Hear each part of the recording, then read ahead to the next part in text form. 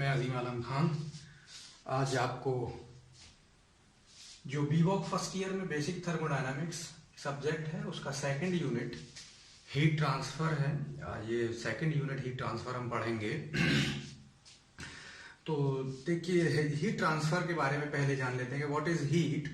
तो देखिए हीट क्या है। कह रहे heat is the form of energy, heat is the form of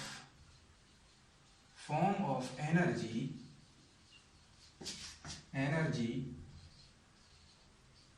which transferred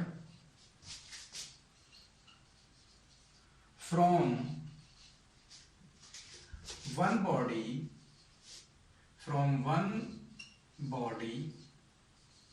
to another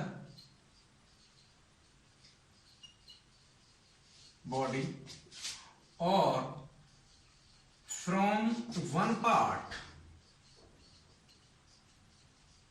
of body to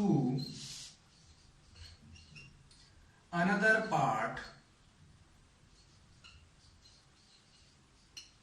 of body due to temperature difference,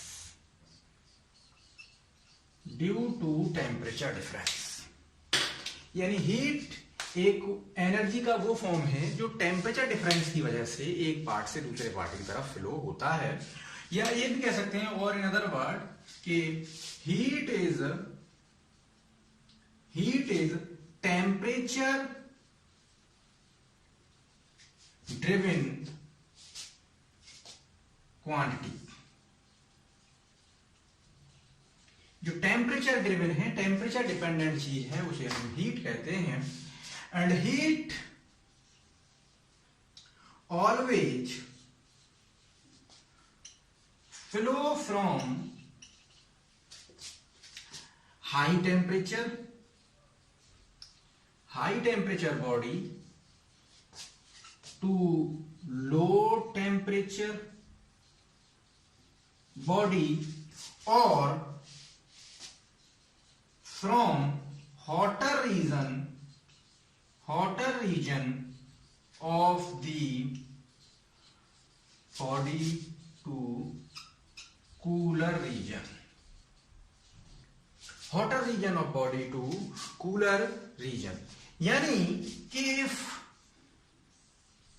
this is a body end A and B, if this end have a temperature A, this end have a temperature TB, if TA is greater than TB, then heat will flow from A to B। हंस यहां से हम कह सकते हैं कि heat will always, कह सकते हैं कि heat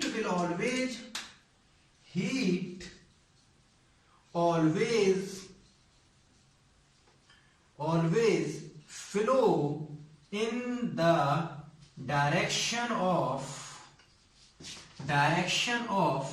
negative temperature gradient। Direction of negative temperature gradient, इसका मतलब यह हुआ कि हीट एक डायरेक्शनल क्वांटिटी है। That is heat is a vector quantity. That is heat is a vector quantity। Heat is a vector quantity and heat have a similarity with work in terms कि जैसे हमने first unit में देखा था कि work और energy boundary phenomena है। Similarly heat is also a boundary phenomena.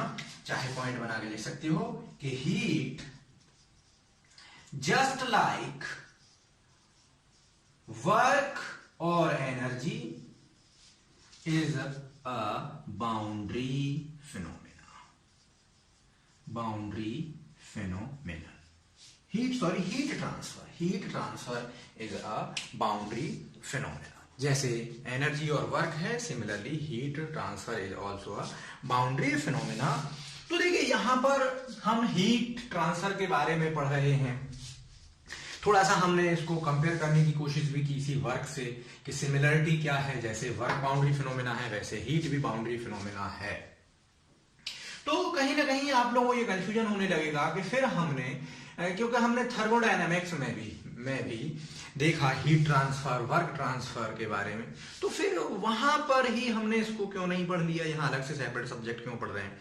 तो वो एक डाउट आप अपना क्लियर कर लीजिए कि देखिए हीट ट्रांसफर एक सेपरेट सब्जेक्ट है, या ये कह सकते हैं कि how heat transfer is differentiated from thermodynamics. तो इसको समझने के लिए देखिए थोड़ा सा आप समझिए कि कैसे हीट ट्रांसफर और थर्मोडायनामिक्स दोनों अलग सब्जेक्ट हैं, दोनों में क्या डिफरेंस है। जैसे मैंने ऊपर लिखा हुआ है कि हीट ट्रांसफर या हीट ट्रांसफर की बात करें, heat transfer temperature driven phenomena है, टेम्परेचर की वजह से हाइयर टेम्परेचर से लोअर टेम्परेचर तरफ जाएगा। लेकिन देखिए थर्मोडायनामिक्स में क्या करते हैं हम, मैं शॉर्ट में लिख रहा हूं thermodynamics. In thermodynamics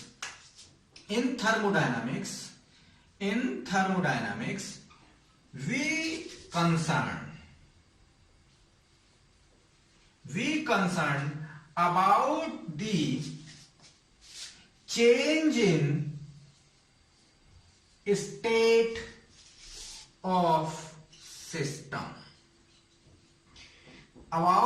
concerned about the change in state of the system which may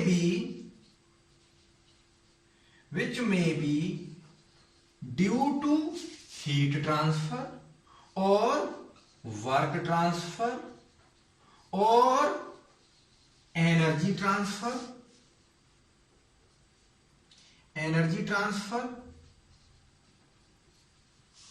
or nothing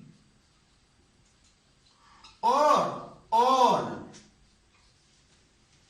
यानी हम थर्मोडायनामिक्स में हमको ये चेक करते हैं कि हीट ट्रांसफर होने से या वर्क ट्रांसफर होने से या एनर्जी ट्रांसफर होने से, या हो सकता है सभी ट्रांसफर हो रहे हो या हो सकता है कुछ भी ट्रांसफर नहीं हो रहा हो, थर्मो जो हमारा सिस्टम है, सिस्टम की स्टेट में क्या चेंज आया। यानी we focus the equilibrium state of the system. First equilibrium state, initial equilibrium state and final equilibrium state. यानी यहां से हम ये कह सकते हैं कि थर्मोडायनामिक्स में हम सिस्टम की स्टेट पर फोकस करते हैं कि सिस्टम की स्टेट पहले क्या थी, फाइनल क्या है। हीट ट्रांसफर होने की वजह से हो सकता है कि वो स्टेट हीट ट्रांसफर होने की वजह से हुई हो, वहां पर हम इस बात पर फोकस नहीं करते हैं कि जो सिस्टम की स्टेट एक से दूसरी हुई, जो हीट ट्रांसफर अगर हुआ हो उस प्रोसेस में, तो वो हीट ट्रांसफर कैसे हुआ, किस तरीके से हुआ, किस रेट से हुआ, खासकर किस रेट से हुआ, कितना टाइम लिया हीट ट्रांसफर होने में, हम थर्मोडायनामिक्स नहीं पढ़ते। लेकिन this heat transfer focus on the rate of heat transfer and time of heat transfer. That is heat transfer में हमको इस बात पर फोकस करना होता है कि सिस्टम की स्टेट तो चेंज हुई ड्यू टू हीट ट्रांसफर, लेकिन उस स्टेट में आने में सिस्टम को कितना टाइम लगा, और जब टाइम जितना लगा तो उसके अकॉर्डिंग रेट जो हीट ट्रांसफर की वो क्या थी। एंड आगे और बढ़ाते जाते हैं इसमें, because rate of heat transfer depends on, rate of heat transfer depends upon area, temperature conditions, physical condition of the system, physical property कह सकते हैं, physical property of the system। तो जब इस तरीके की चीजों की हम स्टडी करने लगे तो उसे कहते हैं हम कि ये हीट ट्रांसफर की स्टडी कर रहे हैं। लेकिन सिस्टम की सिर्फ स्टेट्स की स्टडी करें हम, सिस्टम की प्रोसेस किस तरीके से हो रही है ये सिर्फ स्टडी करें, तो उसे कहते हैं हम थर्मोडायनामिक्स। फॉर एग्जाम्पल, आप एक एग्जाम्पल के तौर पर भी समझ सकते हैं इस चीज को कि इस तरीके से समझ लीजिए कि मेरे पास एक आयरन बार है, I have an iron bar, मेरे पास एक 1 kg का आयरन इंगोट है जिसका initial temperature T1 1000 degree Celsius है। उसको मैंने किसी ऑयल बाथ में क्विंच करके मैंने उसकी क्विंचिंग कर दी और टेम्परेचर जो T2 था यानी फाइनल टेम्परेचर 100 डिग्री सेल्सियस कर दिया। तो सिस्टम की जो हमारा जो इंगोट था इसकी स्टेट, वन स्टेट क्या थी, वन स्टेट के ये 1000 डिग्री सेल्सियस टेम्परेचर था एंड फाइनल स्टेट इसकी क्या हो गई कि इसका टेम्परेचर 100 डिग्री सेल्सियस हो गया। तो इस स्टेट, इस सिस्टम को इस स्टेट से इस स्टेट में आने में कितनी एनर्जी ट्रांसफर हुई या कितनी हीट ट्रांसफर हुई, अगर हम सिर्फ ये स्टडी करें कि from state 1 to state 2 how much heat lost by a system, then this comes under thermodynamics. That is, if we calculate transfer of heat equal to mc delta T, then it is equal to 1 into 0.45 into 900, that is 205 kilojoule, because latent heat of the iron is given as 0.45 kilojoule per kilogram Kelvin. This is the amount of heat transfer, यानी system को अगर हमको state 1 से state 2 में लेकर के आना है तो how much amount of heat transfer will take place. अगर हम सिर्फ इतनी स्टडी कर रहे हैं तो this will come under thermodynamics.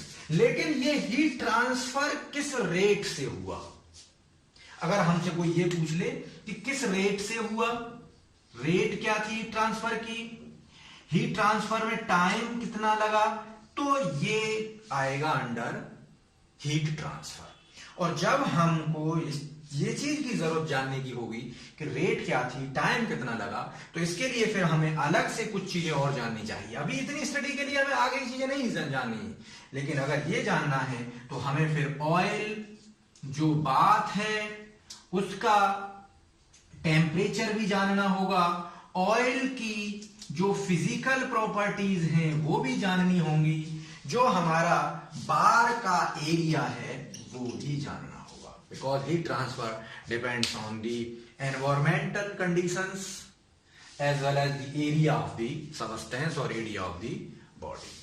तो अब हम let's come to heat transfer.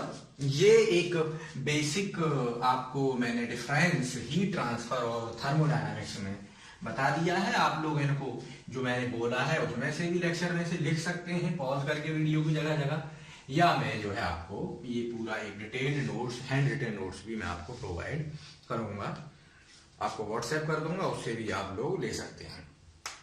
तो सबसे पहले modes of heat transfer. Modes of heat transfer, heat transfer कितने तरीके का होता है। Heat transfer R of 3 types.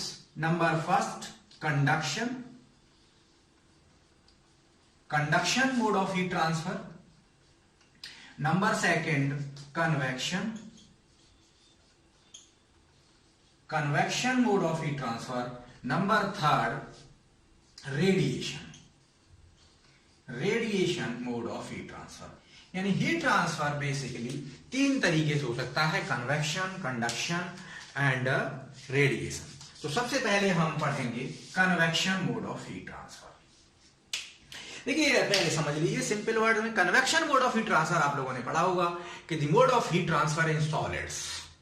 Solids में हीट ट्रांसफर होता है उसे हम कहते हैं conduction mode of heat transfer. लेकिन ये ऑलवेज सॉलिड्स में नहीं होता है। कंडक्शन हीट ट्रांसफर में take place liquids as well as gases. लेकिन वो बात अलग है कि लिक्विड्स और गैसेस में conduction mode of heat transfer से जो हीट ट्रांसफर होती है वो बहुत लो हीट ट्रांसफर होता है। लेकिन एक चीज यहां पर चाहे आप नोट कर लें कि conduction of mode of heat transfer में occur in all 3 types of the matter, liquid, gas as well as solid. तो conduction mode of heat transfer की डेफिनेशन आप लिख सकते हैं, the mode of heat transfer, the mode of heat transfer which occur from one part of substance to another part, or from one body to another, which are in physical contact, to each other. But heat transfer take place without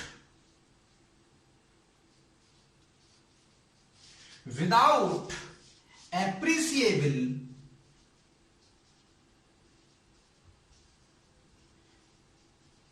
displacement of molecules of substance. यानी जो heat transfer होगा उन्हीं या तो एक ही substance में हो रहा हो, एक पार्ट से दूसरे पार्ट में, या दो सबस्टेंस जो आपस में कांटेक्ट में फिजिकल कांटेक्ट रखे हैं उनमें अगर हीट ट्रांसफर हो रहा है और इस तरीके से हो रहा है कि जो सबस्टेंस के मॉलिक्यूल्स हैं वो उनका डिस्प्लेसमेंट ना हो, तो उस तरीके के हीट ट्रांसफर को कहते हैं हम conduction mode of heat transfer. आगे बढ़ा करके देखिए लिखते हैं फिर कैसे होता है ये हीट ट्रांसफर, उस चीज पर आते हैं। अगर ऐसा है तो है वो तो कैसे रहा है, तो देखिए इसमें दो मोड्स हैं। द हीट ट्रांसफर यानी conduction mode of heat transfer take place by lattice vibrations of molecules के लैटिस वाइब्रेशंस की वजह से ही ट्रांसफर होगा। यहां मैं लिख भी देता हूं, इन जनरल ये 30% कंट्रीब्यूट करता है। हीट ट्रांसफर जितना टोटल हो रहा होगा उसका 30% with the lattice vibration. Number second, heat transfer by transfer of free electrons यानी जो हीट ट्रांसफर हो रहा होगा किसी सॉलिड में, यानी if two solids are in physical contact to each other A and B, or heat transfer in single solid from point 1 to and 2 is take place by two modes, lattice vibrations of the molecules, या कुछ portion होता है जो उसमें free electrons होते हैं उनकी वजह से। इन दो वजह से हीट ट्रांसफर होगा। जो लैटिस वाइब्रेशन की वजह से हीट ट्रांसफर होता है वो 30% होता है, फ्री इलेक्ट्रॉन्स की वजह से जो हीट ट्रांसफर होता है वो 70% होता है। इसीलिए ये कहा जाता है, पॉइंट लिख सकते हैं कि क्योंकि हीट ट्रांसफर जो देख रहे हैं आप, हीट ट्रांसफर में मेजर कंट्रीब्यूशन जो है वो फ्री इलेक्ट्रॉन्स का है, और आप लोग जानते हैं कि इलेक्ट्रिक करंट भी फ्री इलेक्ट्रॉन्स के थ्रू ही फ्लो करता है। इसीलिए हम कहते हैं कि ये पॉइंट लिख सकते हैं कि all good conductors of electricity, all good conductors of electricity are also good conductor of heat। जो अच्छे कंडक्टर है इलेक्ट्रिसिटी के वो ही अच्छे कंडक्टर हैं हीट के भी। लेकिन यहां एक चीज और देने की है कि some insulators which have crystalline structure are also good conductor of heat। और इसका एग्जाम्पल है फॉर एग्जाम्पल डायमंड। डायमंड एक एक्सेप्शन है, डायमंड एक इंसुलेटर है, इलेक्ट्रिसिटी के लिए एज ए इंसुलेटर है ये, लेकिन इसमें हीट ट्रांसफर होता है। हीट ट्रांसफर करने के लिए बहुत अच्छा कंडक्टर है। और उसका वजह क्या है, पहले लिख दिया है कि जो इंसुलेटर्स या उन सबस्टेंस का स्ट्रक्चर जो है वो क्रिस्टलाइन है, तो उनमें हीट ट्रांसफर भी होगी। तो इसका मतलब उनके अंदर हीट ट्रांसफर क्यों होती है या किस वजह से होती है। कभी कभी क्वेश्चन अगर आप कभी ऑब्जेक्टिव एग्जाम में जाएंगे तो वहां पूछा जा सकता है कि इस तरीके इंसुलेटर से हीट ट्रांसफर क्यों हो रहा है। तो इस तरीके के में हीट ट्रांसफर हो रहा है, यानी इन डायमंड हीट ट्रांसफर में, जहां डायरेक्ट लिख रहा हूं in diamond heat transfer is due to lattice vibration, lattice vibration of molecules. Molecules जो डायमंड में हीट ट्रांसफर होता है वो मॉलिक्यूल्स के लैटिस वाइब्रेशन की वजह से होता है, क्योंकि डायमंड में फ्री इलेक्ट्रॉन्स नहीं होते हैं और इसीलिए वो बैड कंडक्टर ऑफ इलेक्ट्रिसिटी है but good conductor of heat है। तो यहां पर फिर मैं इसीलिए आपको कुछ सबस्टेंसेस की थर्मल कंडक्टिविटी नोट करा देता हूं, उससे आपको आइडिया लग जाएगा। खासकर डायमंड की थर्मल कंडक्टिविटी, थर्मल कंडक्टिविटी के बारे में हम आगे डिटेल में पढ़ेंगे। अभी पहले बेसिक नॉलेज ले रहे हैं हम इसकी, आगे हम पूरा न्यूमेरिकल पोर्शन भी इसका पढ़ेंगे। तो thermal conductivity is the measurement of conduction, यानी कितनी फास्ट, कितनी अच्छे से उसमें हीट ट्रांसफर हो रहा है, ये उसका मेजरमेंट है। थर्मल कंडक्टिविटी के थर्मल कंडक्टिविटी के से रिप्रेजेंट करते हैं। अक्सर डायमंड के लिए अगर मैं डायमंड लिखूं, डायमंड की thermal conductivity K equal to 2300 watt per metre kelvin, dimension watt per metre kelvin. उसके बाद में सिल्वर की thermal conductivity K equal to 405, copper की thermal conductivity K equal to 204, उसके बाद एल्युमिनियम की Al की thermal conductivity K equal to 200, sorry copper की 384 है, 384, एल्युमिनियम की 204। इसके बाद में जैसे देखिए मैंने पहले कहा था आते ही आपसे कि वाटर और एयर में भी कंडक्शन हीट ट्रांसफर होता है। तो वाटर के पहले मैं माइल्ड स्टील के लिए लिख दूं, माइल्ड स्टील ऑब्जेक्टिव पेपर्स में कभी कभी पूछ लेते हैं, इसलिए मैं लिख रहा हूं ये सब चीजें, आपको प्रिपेयर रहना चाहिए। K equal to 64 and water के लिए थर्मल कंडक्टिविटी का जो है वो है 0.611 what per metre kelvin and air के लिए थर्मल कंडक्टिविटी K की value 0.027, that is very low. Even अगर आप लोग जो है कुछ इंसुलेटर्स की थर्मल कंडक्टिविटी में यहां लिख देता हूं, इंसुलेटर्स की थर्मल कंडक्टिविटी, जैसे एस्बेस्टस है हमारा, एस्बेस्टस या कॉर्क है, एस्बेस्टस है या कॉर्क है, इनकी जो थर्मल कंडक्टिविटी की वैल्यू है वो है 0.2 वॉट पर मीटर केल्विन। देखिए अंडरलाइन करिए इस चीज को, इंसुलेटर्स में एस्बेस्टस, कॉर्क या हमारी वुड का जो वो होता है, इसकी जो थर्मल कंडक्टिविटी है वो 0.2 है, that is more than air. कभी कभी ऑब्जेक्टिव क्वेश्चन पूछ लिया जाता है कि विच इज बेस्ट इंसुलेटर, तो अगर वहां पर आपको दे रखा हो एस्बेस्टस, कॉर्क, वुड का फ्लोर, तो आप कहेंगे कि best insulator is air, air is the best insulator, air से अच्छा इंसुलेटर आपका कोई नहीं है। फिर छोटी सी चीज यहां पर लिख लीजिए कि थर्मल कंडक्टिविटी का टेम्परेचर डिपेंडेंसी लिख सकते हैं, इफेक्ट ऑफ टेम्परेचर, हेडिंग दे लीजिए इफेक्ट ऑफ टेम्परेचर, यही लिख देता हूं मैं, और effect of temperature on thermal conductivity, on thermal conductivity यही लिख देती, पढ़ लेते हैं, सिंपल सी चीज है। आगे अगर हम हायर क्लासेस में या कंपटीशन के पॉइंट ऑफ व्यू से जब पढ़ेंगे अगर इसे कभी, तो थोड़ा डिटेल में जाते हैं, लेकिन यहाँ पे मैं आप लोग भी हो सकता है छोटे मोटे एग्जाम्स या इंटरव्यू दें, तो इंटरव्यूज वगैरह में ये सब चीजें पूछ ली जाती हैं। उस पॉइंट ऑफ व्यू से मैं लिख दे रहा हूं effect of temperature on thermal conductivity. तो कहते हैं कि फॉर सॉलिड के will increase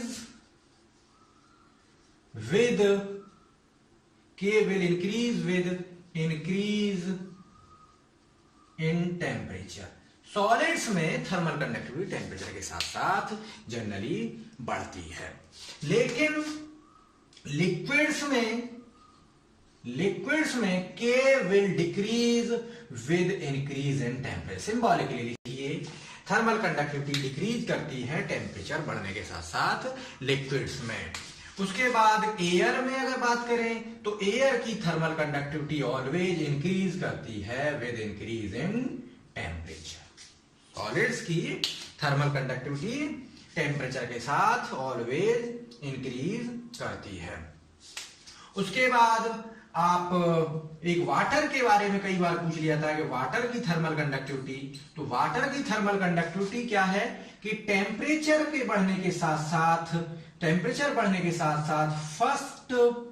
first increase then decrease. Water की जो थर्मल कंडक्टिविटी है टेम्परेचर बढ़ने के साथ साथ पहले इंक्रीज करेगी और फिर डिक्रीज करेगी। एक्सेप्शनल है वाटर, पहले थोड़ी सी थर्मल कंडक्टिविटी की बढ़ेगी और देन फिर इंक्रीज करेगी। तो ये था बेसिक्स ऑफ दी एक तरह से conduction mode of heat transfer. आगे लिखिए, conduction mode of heat transfer R also of two types. Conduction mode of heat transfer is also of two types. Number first is also of two types, लिख लीजिए। Number first, steady state conduction, steady state conduction heat transfer. Number second, unsteady state conduction heat transfer. सबसे पहले मैं इस steady state heat transfer के बारे में लिखता हूं, यहां पर वन के बारे में। स्टेडी स्टेट हीट ट्रांसफर क्या है? Very simple. स्टेडी आप लोग जानते हैं, स्टेडी बोले तो जो वक्त के साथ ठहरा रहे, स्टेडी स्टेट, और जो वक्त के साथ वेरी करे। और यहां पर डिपेंड किस पर है? ये टेम्परेचर पर, यानी कि सिंपल हो गया द मोड ऑफ हीट, यानी conduction mode of heat transfer, the mode of heat transfer in which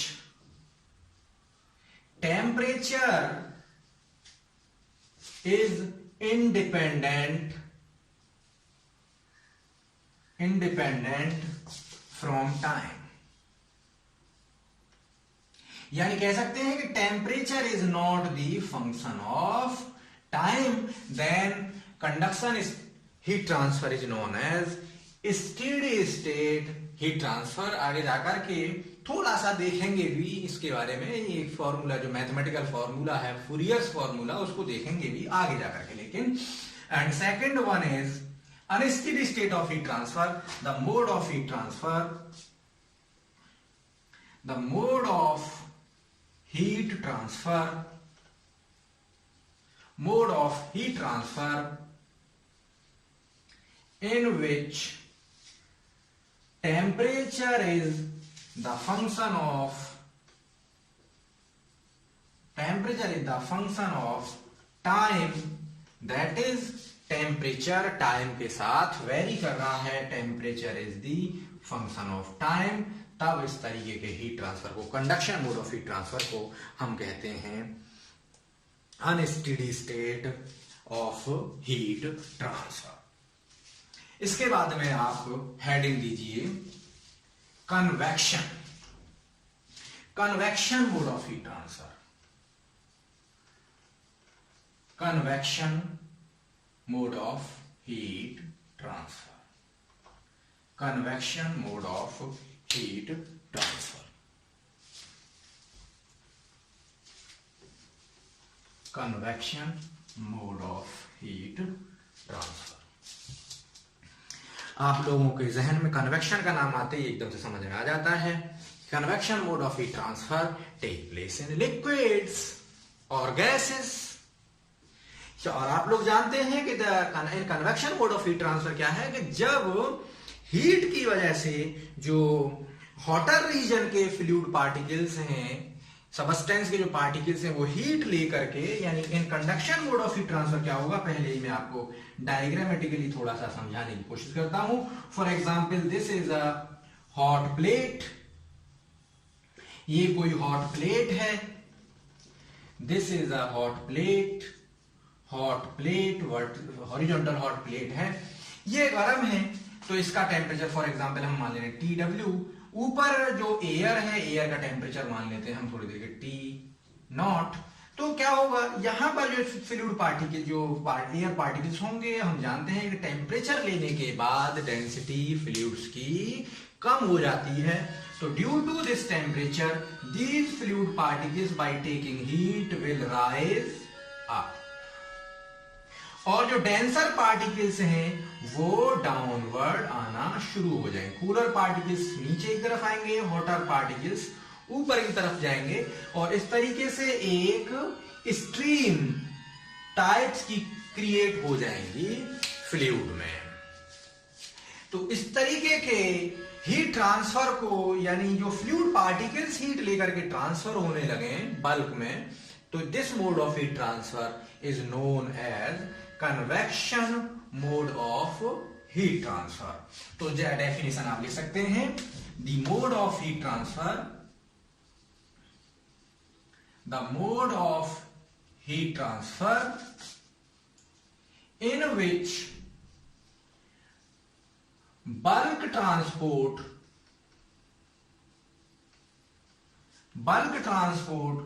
of particles of medium, that is substance, take place from hotter region to cooler region।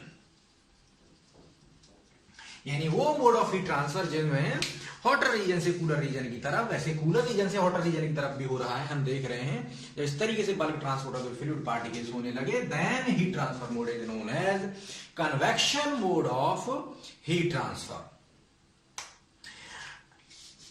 अच्छा, ये तो हुआ ये, but अगर always, जैसे हमने देखा, heat transfer in that case is taking place from solid surface to fluid, ये भी कह सकते हैं कि in case of solid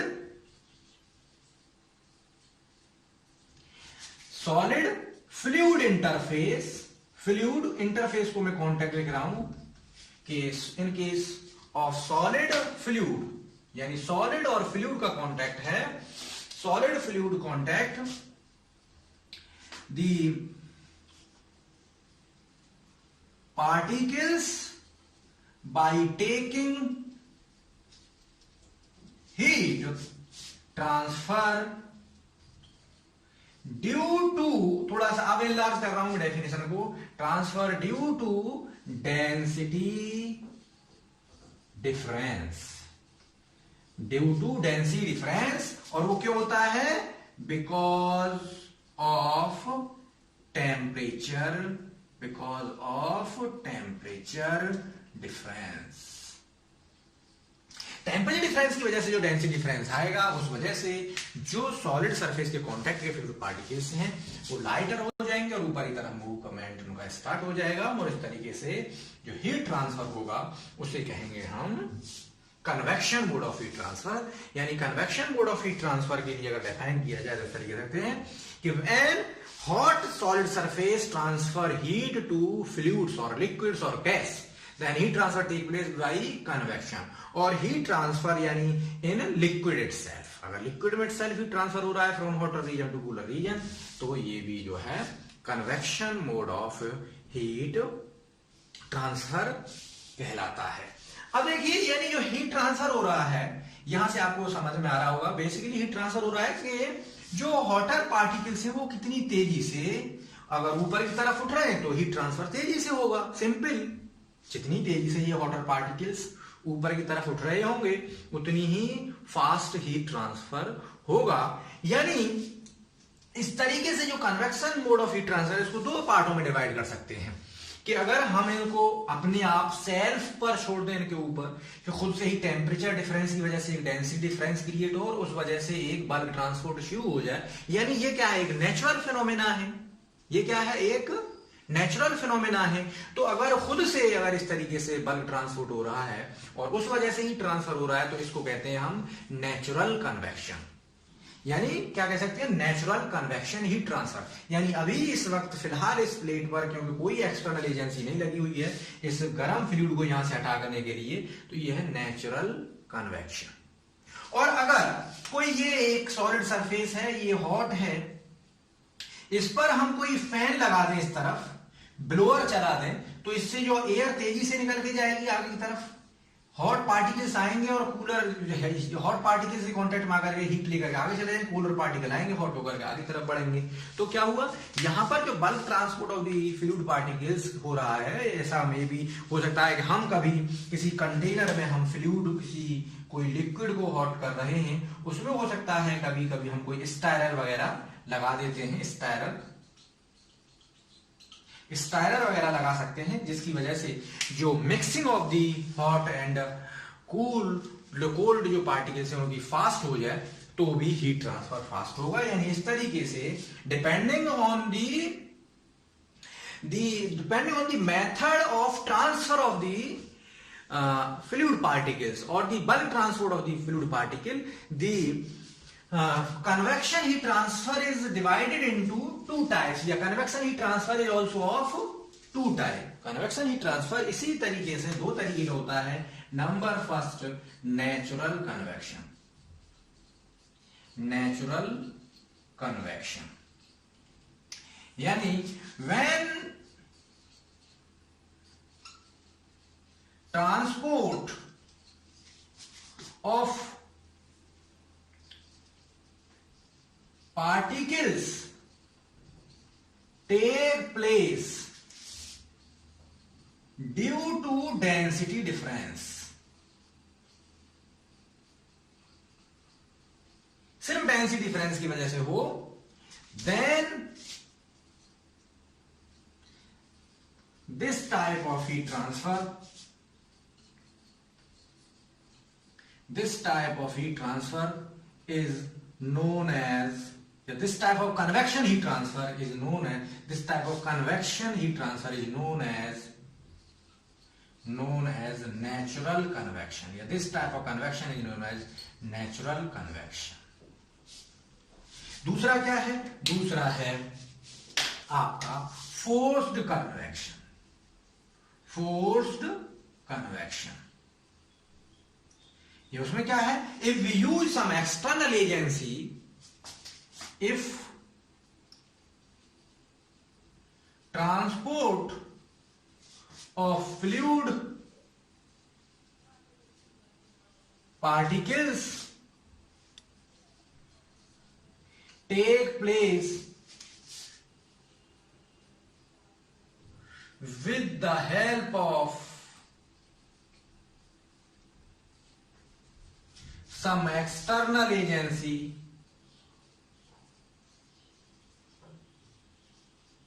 for example fan, then this type of convection is known as forced convection heat transfer. तो इस तरीके के कन्वेक्शन हीट ट्रांसफर को हम कहेंगे फोर्स्ड कन्वेक्शन हीट ट्रांसफर। यानी these are the forced convection heat transfer and this is the natural convection. This is the natural convection of heat transfer. ये natural convection of heat transfer है, ये forced convection of heat transfer है। ठीक है, इसके बाद में आज ही हम ये थोड़ा सा फिनिश करने की कोशिश करते हैं। एक और है टाइप ऑफ हीट ट्रांसफर, इसके बारे में हम इनको फिर थोड़े से डिटेल में पढ़ेंगे। आज ही हम इसको फिनिश करते हैं, फिर अगले लेक्चर में हम इनको थोड़ा डिटेल में पढ़ेंगे। एक और बचा है बस 10 मिनट में मुश्किल खत्म हो जाएगा, तो उसे भी ले लेते हैं। Third one is radiation heat transfer. Third one is radiation heat transfer. Radiation heat transfer यानी radiation mode of heat transfer. In this mode of heat transfer, the mode of heat transfer which do not require any medium, that is heat transfer take place by electromagnetic waves is known as radiation mode of heat transfer. यानी in radiation mode of heat transfer कोई हमें medium की जरूरत नहीं होती। यानी यही अकेला एक ऐसा मोड है हीट ट्रांसफर का जिसमें कि अगर किसी बॉडी के अंदर यहां पर अगर वैक्यूम भी है तब भी अगर यहां से रेडिएशन के थ्रू हीट ट्रांसफर हो रहा है तो हीट ट्रांसफर में टेक प्लेस। और यह भी कहा जाता है कि all bodies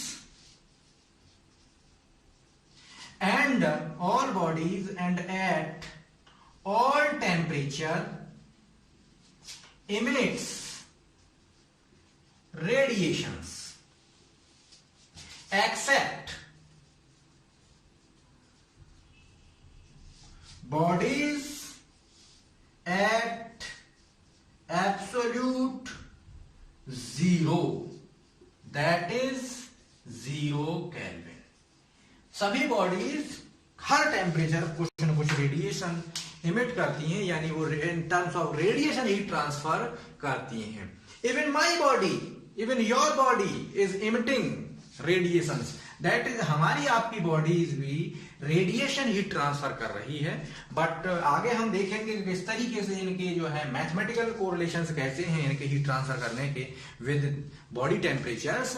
तो यह लेकिन इससे मैं यहीं पर थोड़ा सा बता दूं कि लेकिन लोअर टेम्परेचर्स पर जो रेडिएशन हीट ट्रांसफर की जो वैल्यू है वो बहुत लो होती है, दैट्स वाई हमको दिखाई नहीं देता है। लेकिन एट हायर टेम्परेचर्स पर जो मोड ऑफ हीट ट्रांसफर होता है बेसिकली वो रेडिएशन फॉर्म में ही होता है। फॉर एग्जांपल जो फर्नेसेस वगैरह होती हैं, जो फर्नेसेस की वॉल्स के बीच में जो हीट ट्रांसफर होता है वो radiation mode of heat transfer ही होता है, वह कंडक्शन या कन्वेक्शन से नहीं होता, क्योंकि टेम्परेचर बहुत हाई होता है। एंड इसलिए कहते हैं कि एट हाई लोअर टेम्परेचर्स जो कन्वेक्शन या conduction mode of heat transfer dominate करते हैं, लेकिन higher temperatures radiation mode of heat transfer जो है ये डोमिनेट करता है। दैट्स वाई यहीं पर आप लिख सकते हैं थोड़ा सा पॉइंट बना करके कि इन फर्नेसेस जो हीट ट्रांसफर होता है from one wall to another wall of the furnace is by radiation mode of heat transfer.